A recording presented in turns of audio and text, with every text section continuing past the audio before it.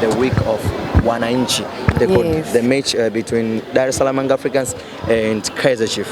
I didn't really know what to expect, but when I looked at the traffic coming in, I understood the magnitude of this day, because you don't really understand. You're thinking, yes, Kaizer Chiefs is a big team, not only in South Africa, but on the continent. Yanga as well is a team that has recently started making a name for themselves, especially playing in the CAF Confederation Cup. So I was literally blown away by the performances, by the effort, by people being here early and dedicating their whole day to just enjoying the festivities, to the attachment that they have with the team, how they were able to sit there and support the new players that Yanga was able to unveil to them today.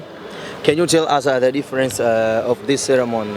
Maybe in South Africa, Kaizer Chiefs have a day like this one. Can you tell us the difference?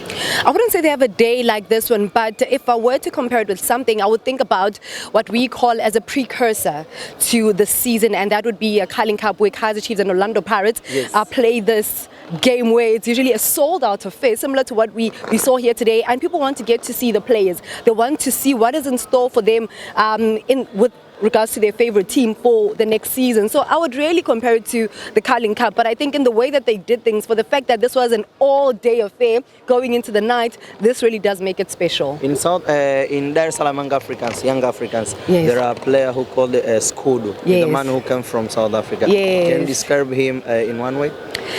Special. I think what we saw him today do was what he does most of the time. He's very expressive. I think you could see him when he has the ball to feed. He's just able to just navigate, and I think that really pleased the crowd, because sometimes the game does need a spark, and he brings the spark. He brings it with so much efficiency as well.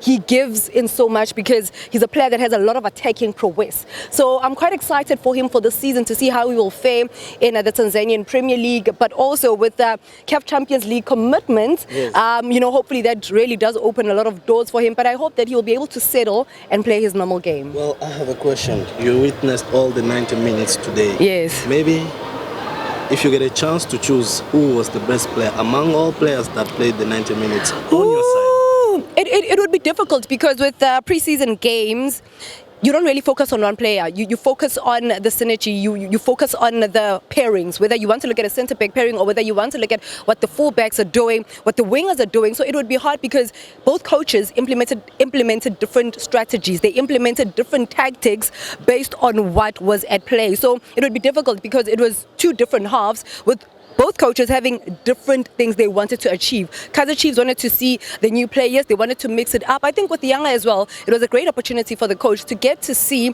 what he now has to work with going forward. What's so special about Tanzania, and what's so special about Yanga fans?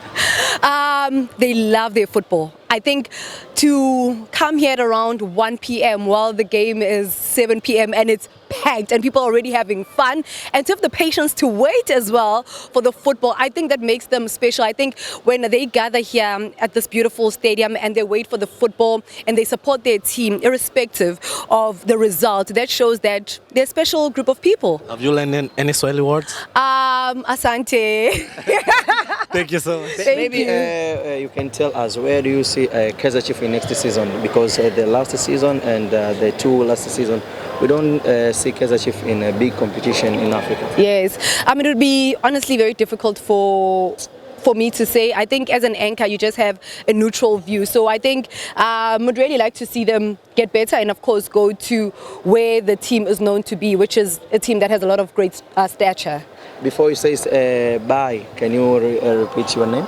Lerato Pajo. Lerato Pajo. Thank you so much. Thank you.